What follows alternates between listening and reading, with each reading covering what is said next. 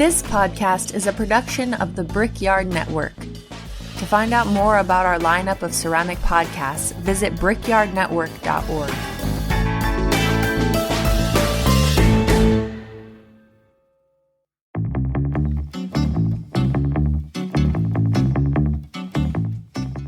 Hey, for Flux Sake fans, glaze driving you crazy, clay cracking your soul? Do you just want your ceramics to stop misbehaving? Hi, I'm Rose, and I'm from the Emergency Glaze System. And we've got your back with our brand new Ceramic Materials Workshop Consulting.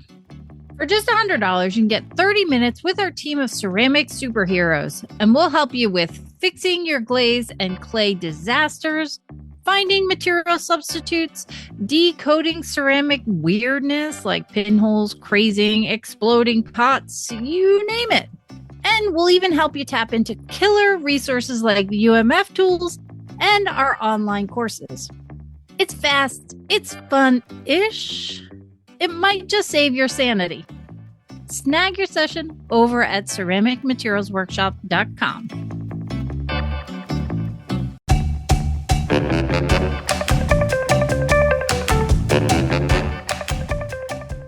Hello, my name is Kathy King, and welcome to the For Flux Sake podcast. I'm coming to you from the Harvard Ceramics program in our fair city, Allston, Massachusetts. I'm here with Rose and Matt Katz of the world-famous Ceramic Materials Workshop, and they are ready to answer your burning questions about clay and glaze.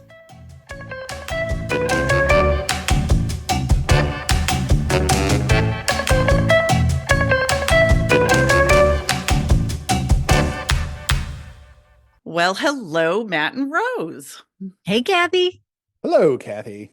How was your trip to the UK last week? Oh, it was terrible. Fabulous. Terrible. I'm We kidding. have different views then. Oh, It was fantastic. Yeah. And Rose came along, so I wasn't alone. It was great. oh. But we were doing a pair of workshops in Edinburgh and in London. Oh, fantastic. I Was know. it all work, or did you two get to play a little bit? No, Matt got to work. I get to play. work. Good for you, Rose. That's my girl.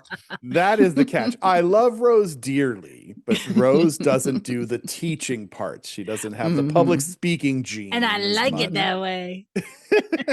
Although we did have a slight panic. It's one of the things when you do workshops, I'm in constant fear of getting sick because, you travel somewhere and everybody wants to see you and you only got a couple of days. And, we've done lots and lots of workshops over the year and I have never gotten sick. That changed. Until this Really? one. Oh, no. I got food poisoning in Edinburgh. Oh, the worst. And I've traveled to some deep, nasty places, never gotten food poisoning, but go to Edinburgh and it got me. Don't hold it against him. Oh, no. Are you kidding? The food in Edinburgh is amazing. Some of my favorite restaurants are there. It is. Although Rose would not try the haggis. It was not haggis that got me sick. But Rose refused the haggis. But Rose was also my hero because for the lady who wants to avoid the teaching, I was down and she went in and led the class for a day. I did. I did teach them how to do their color in labs. It was good. Mm-hmm. But That's great. I didn't lecture, thank goodness, because they would have. You know what I wondered is when you do these in another country, are there any problems in terms of terminology? Do you have to, do you have to look at your crib notes for your UK workshops versus your US? Well, first you have to understand some of the locals. You have to what was that again? There can be some deep accents. I'm not sure we're speaking the same language. Yeah, but the most that we ran into was what we call kaolin, but they call China clay. They don't call it kaolin or EPK or Grolic. They call it China clay, which is interesting. It's just, the term's not wrong. No. It's clay and it was discovered in China. Yeah. Yeah. But the different materials definitely throw people for a loop. Well, where is their China clay sourced from? Mostly down in the Southwest in the Cornwall region. But it's Okay. like the material that we know as Grollig here in the States is one of their English materials. But they just don't like, so like for those who don't know, so the general mineral group is something called a kaolinite.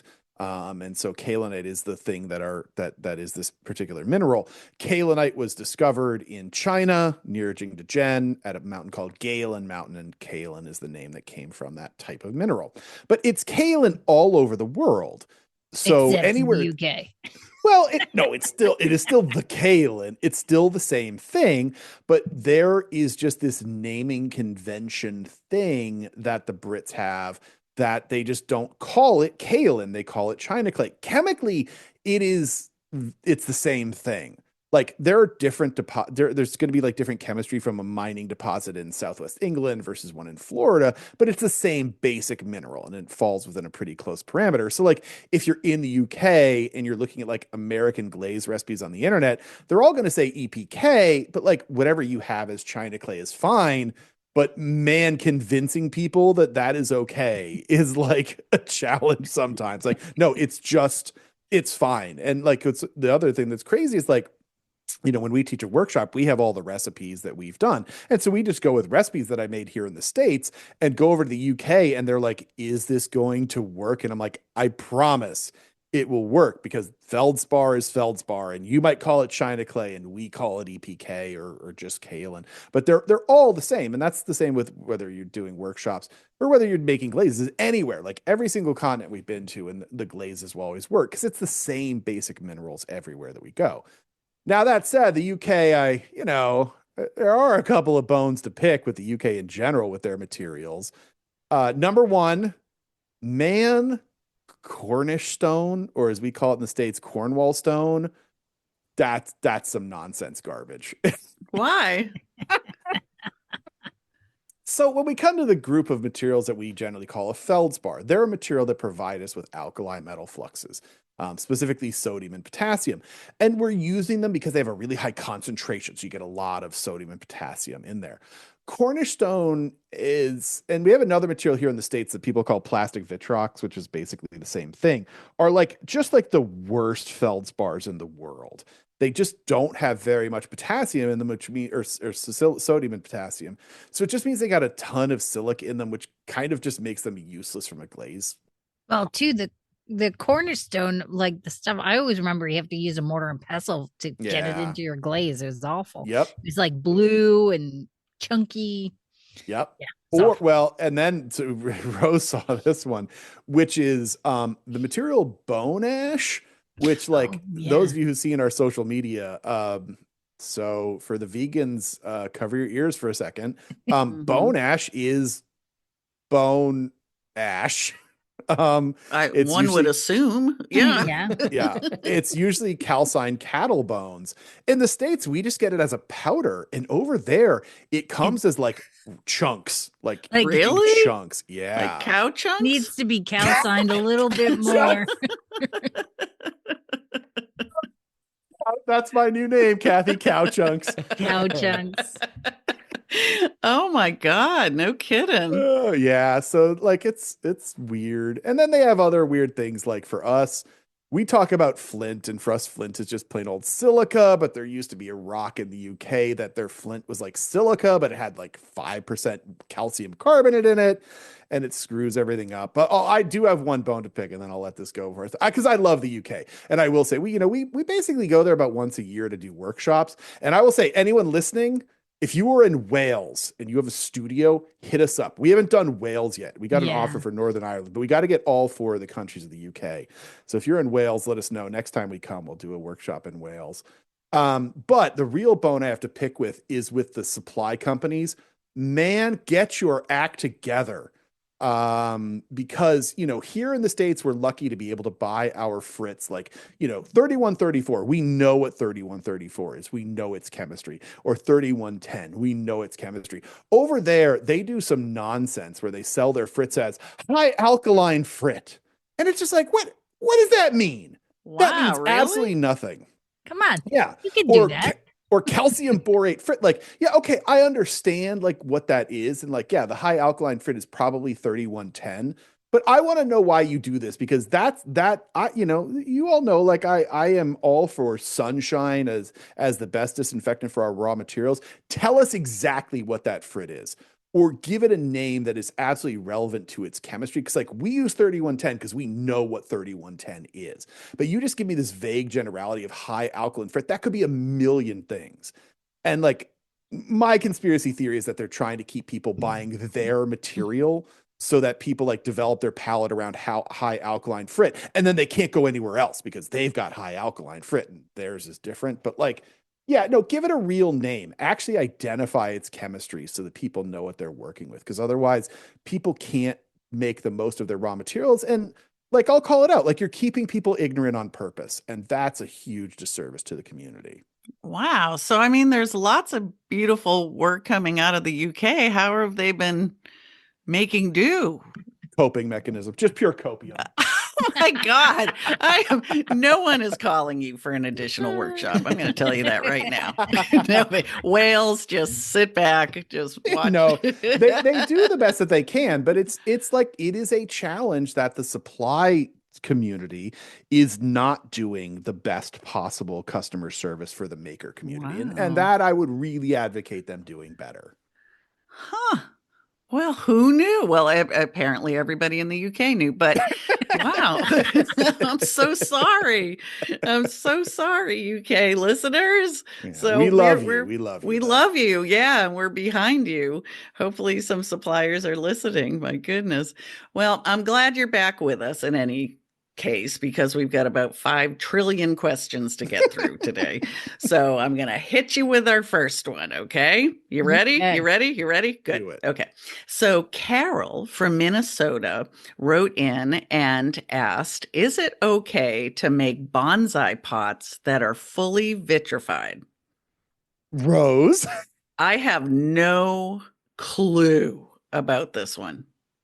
Are they not supposed to be vitrified? Well, I mean, for flower pots, you kind of do like that water absorbency, but if it's outside, you're pulling it in during the winter if you have freeze thaw.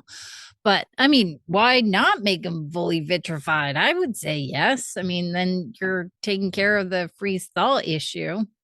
And especially bonsai pots. I mean, they're low, shallow dishes that have they're basically the anchor for these beautiful trees and plants. I mean, you don't want them to crack and break just because of a little frost, because your water is absorbed into the clay. So, I mean, why not?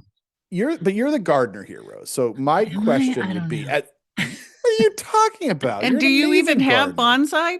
No, I don't have any bonsai because I'm lazy. I don't like bring things in and out of the house because I have pets who like to eat them in the house, and then outside I forget to water them. And yeah, so I'm a lazy gardener. But that's not true. But you know plants. So my question is, I'm always the one pushing vitrification. I think that this is what Carol's question really is about. And we talk about that from a functional dinnerware standpoint. Like, you don't want water to be absorbed in your functional ware, because that can grow mold and bacteria, and then that can get into your food, and that's not good. But flower pots are treated differently, right? Like, most flower pots are just straight terracotta. Why are they generally straight terracotta? Why is that okay for a flower pot? I don't know. You're asking me then. I don't know if you know that one, but because I have ones that aren't terracotta. But I mean, terracotta usually absorbs water, so I mean, you want your plants to have well drained soil. You don't want it to dry out right away, because then you're watering it all the time, but you don't want it to hold on to the water, because that's going to kill your plant. So the terracotta is my brain of mine that's working, is that it absorbs a little bit of water, so it retains the water and feeds it back to the soil and the plant without having to water it every day, is my kind of thinking for terracotta plants. But I mean, to have a vitrified clay body, that's fine. Then you're not absorbing water into that clay body. It's going to be well drained if you have holes in the bottom. I think vitrified would be just fine. But that's the part that I don't know about plants. So now I am learning things. So too much water is a problem. Like Yes. what the plants will drown or something like that. Yes, they don't like, well, a lot of plants don't like wet roots. So, yes, they want well drained soil. So, that's as a person who is growing plants, you want well draining soil. You don't want that water to sit there and rot the roots because that's causes lots of problems. So that's why a lot of flower pots will have a hole in the bottom. Yes, to so drain the that water doesn't out. build up. Mm-hmm. That's interesting. I mean, I'm thinking of most of the historical examples that I've seen of like bonsai or planters. They Chinese ones anyway, tend to be stoneware. Mm-hmm. Yeah. Mhm. Yeah. And I think that rough texture too helps with anchoring the pots into that. Right, like unglazed on the inside. Right. Yeah. So- Mhm.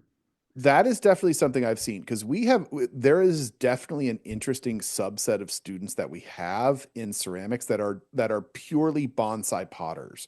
And I've seen them. They have they're bonsai conventions, like the potters will go and sell their bonsai pots that they're making. And they're almost always unglazed on the inside. And I've never asked them why. I've just sort of, I guess flower pots are unglazed on the inside too. Yeah, Like there's yeah, glazed usually. flower pots. Yeah, traditionally, usually the inside's not glazed. Right. Okay. All right. So then the question is, so if a terracotta flower pot is there to wick the water away to keep it from being too saturated. It wicks it away, but also retains it as a terracotta pot. Right. And you don't want too much water. That a vitrified pot Has to have holes in the bottom. It has to have a hole in the bottom. And that's why you put stones in the bottom of the flower pots when you fill them, because that creates a layer of drainage. So could it be vitrified? Yes, but would you have to water it more often? I guess would be my thinking, because you'd have more water draining out the bottom and not holding it. Maybe. Yeah, I mean, there's watering techniques that you can kind of mitigate watering it every day. You can water it from the bottom, you can soak it, but I would think as long as it's a well drained pot, vitrification isn't going to harm anything plant wise. Well, I'm sure there's a podcast for that. Yeah, probably. And it's not this one. No, it's not. So let's okay. Mm-hmm. Oh, I was just gonna say, no, that sounds like a sensible answer. It because I'm a sensible person, man. Yes. Okay. All right. Well, time is wasted. So let's move on to our next question. And the next question comes from Spencer from Kemp, Texas. And Spencer says, it's not just for salad dressing anymore. How do we use vinegar and clay? Hello, Matt and Rose, and what a great podcast you have, which I love listening to in my studio, which is called Clay Nation. I work with a group of ceramic artists in North Texas, and I'm using vinegar in my slip, and I'd like to know more about the uses of vinegar in working with clay. Straightforward question. Very good. We like this. Very sensible. Mm-hmm, mm-hmm. For your building, Kathy, do you use vinegar ever? Was that ever part of what there's you did? we have some vinegar to when people are making up a little bit of slip, and then there's the jug of magic water that exists in the studio. So a little bit of sodium silicate in water. The thing I forget, I don't remember what's in magic water. I know I've seen the recipe, but it's like sodium silicate and something I bet else. Producer Ben's going to tell us. As he Googles furiously. It's mostly like sodium silicate and water. That's what I thought it was. Dispersant. Yeah. Yeah. And my understanding is they're both doing the same thing to just slightly deflocculate the slip for like attaching handles and things like that, just making it a tiny bit more fluid. And that's what we would always use it, especially like if you had clay that was a little past dry, instead of using water to slip and score, we'd use vinegar, and all of a sudden it would turn like super mushy and make it easier to attach. Ben, do you have the answer? What's in magic water? Uh, so just for funsies, you guys should Google magic water. There is a non-ceramic magic water. Not what we're going to talk about today. Is it family friendly? I don't know if I want to Google that. Is it has adult something only? to do with bananas. No, it's not adult only. It's family friendly. Okay. But So adult only. so the extra ingredient is sodium silicate and soda ash. And a little soda bit of ash. soda Okay, ash. okay. Right. So Yes. that would just be a dispersant. So to put on our chemistry nerd hats, clay bodies are made of clay particles. We were talking about kaolin. Kaolin is a type of mineral, and kaolin particles are sort of amazing because they're tiny flat hexagons, and they're literally hexagonally shaped if you look at them in an SEM. But they're dead flat, so they're not granules like when you grind up a rock. They're these flat particles. And what makes kaolin work as a clay body is that the clay particles are essentially magnets. They have an electrostatic attraction, and one side of a clay particle is positive and the other side is negative. And just like with magnets, a positive sticks to a negative. And you put a little bit of water in between them and they slide. And that's why clay bodies are formable and throwable, because you've got all these tiny, essentially magnets sticking together. So what dispersants do, and dispersants are generally sodium silicate and soda ash, or the modern version is Darvan or Dispex for our non-American friends, is that they are fancy forms of sodium, because what sodium will do is that it'll temporarily turn all the negative charges positive. So now, instead of having negatives sticking to positives, all the surface is negative. I think I often get this one backwards, but it's either turns the negatives positive or the negative. But temporarily, all the particles are now the opposing charge. So now everything's repelled from each other. So those particles that were nice and stacked together are now pushing away from each other. And that's the same thing with a magnet. You try to push two positive faces of a magnet together and they'll push themselves apart. So that's what the dispersants and magic water does. What vinegar is doing is that it's changing the surface chemistry by changing the pH.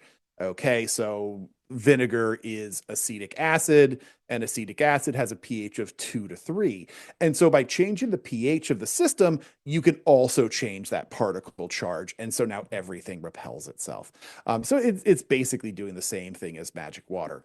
Now, a lot of people will say that, oh, you have to add vinegar into your clay body and it makes it better. And we had some comments that were sent in, a bunch of people that were talking about something I mentioned earlier about how aging clay doesn't make a difference. And we had a bunch of people like, oh no, vinegar makes everything better. No, it actually doesn't. No, vinegar is a temporary solution because that pH will dissipate over time, which is why you can use it for attaching, but then everything still goes back together and shrinks. And so the particle charge reverses itself. So the second you mix that vinegar in with water, like you see a temporary solution, but it will undo itself once it dilutes, and once it dries, it just goes back to the positive charge again. So yeah, it definitely does work as a temporary building aid, but it's not a long-term solution.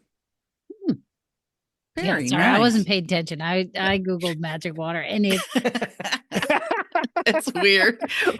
Let's not even talk about it. We'll just let the listeners I need to find know out to do on with their my own. bananas.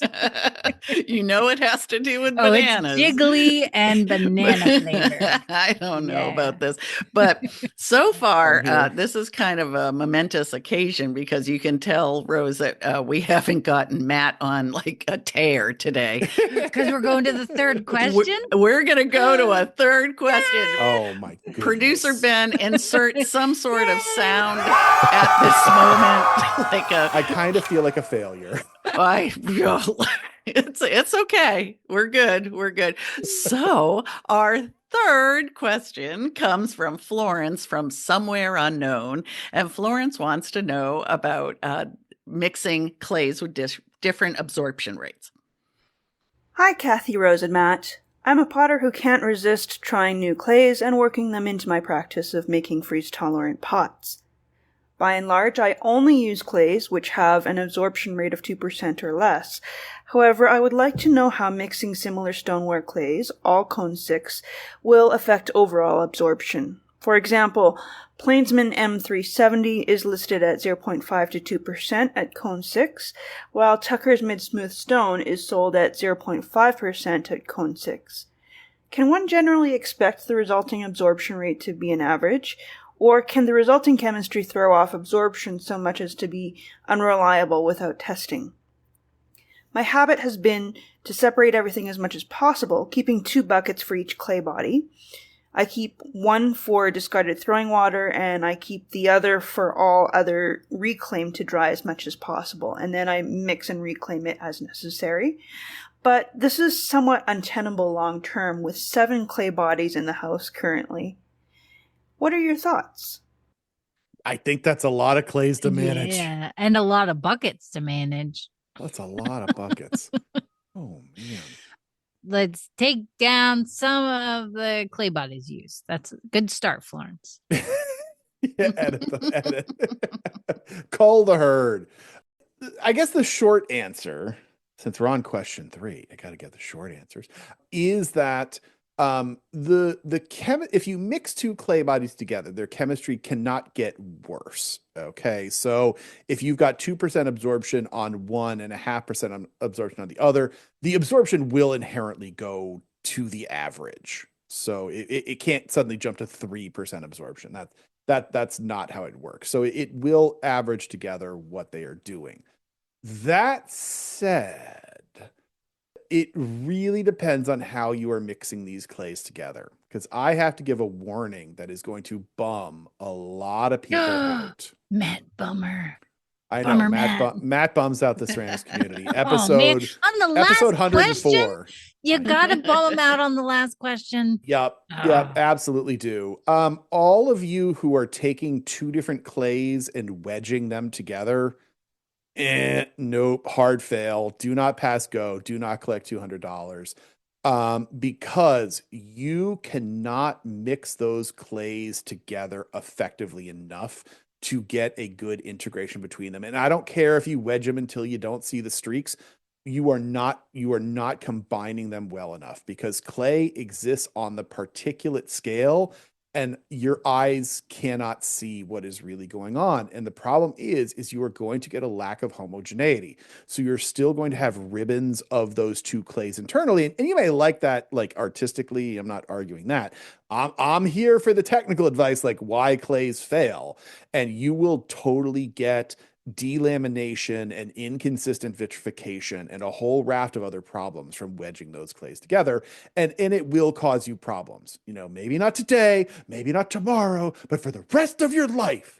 No, that's a lot. But it is like, if you take 1 pound of clay, like 500 grams of clay, like a handful in there, that has got trillions of individual particles. And a clay body being successful is based on having a homogeneous mix of the materials that made that clay. Well, mixing things as plastic, as existing, like as we normally think of like throwing and building clay, that's what we call plastic clay, you cannot integrate that massive number of particles together by just wedging. It just does not actually intermix.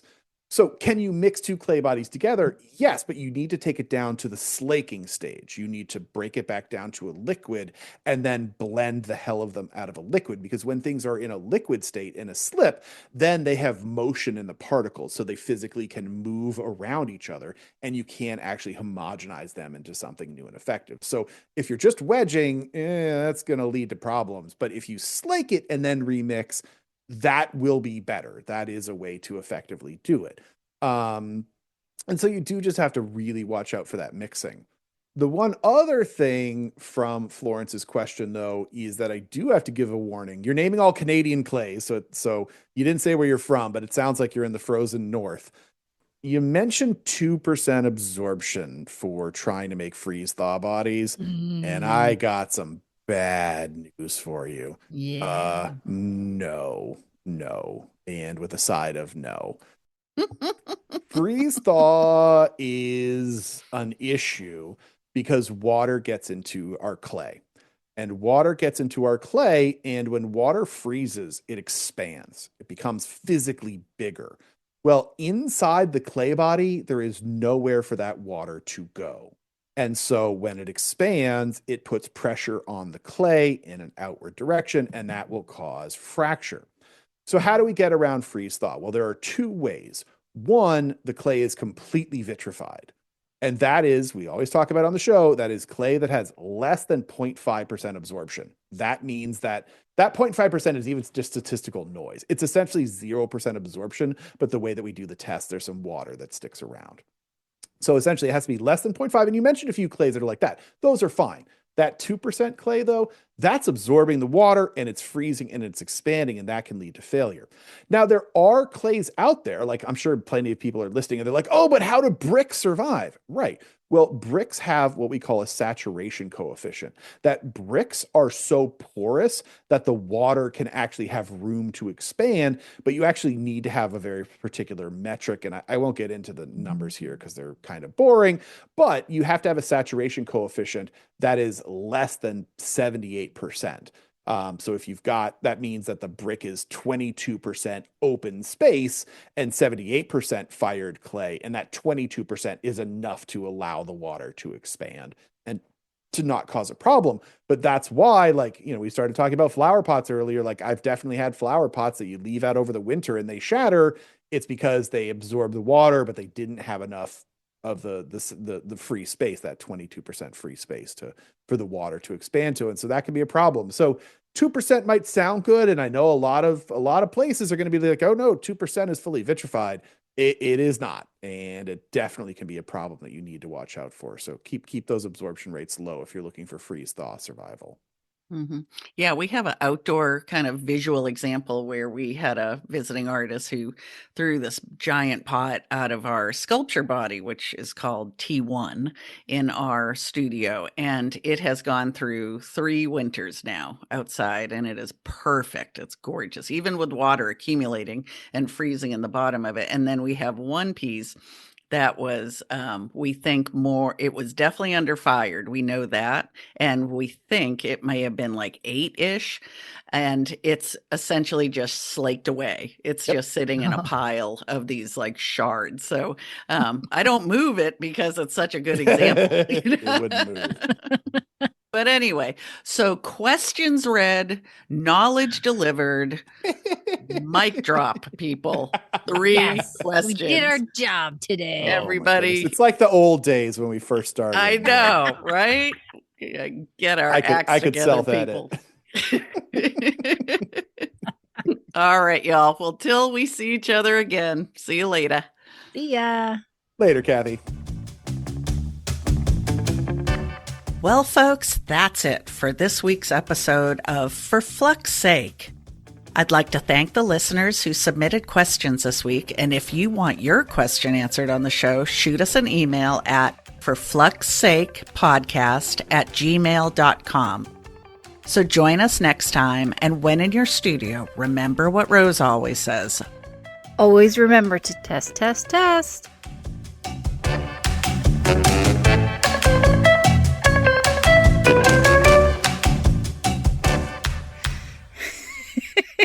This is a test of the emergency glaze system.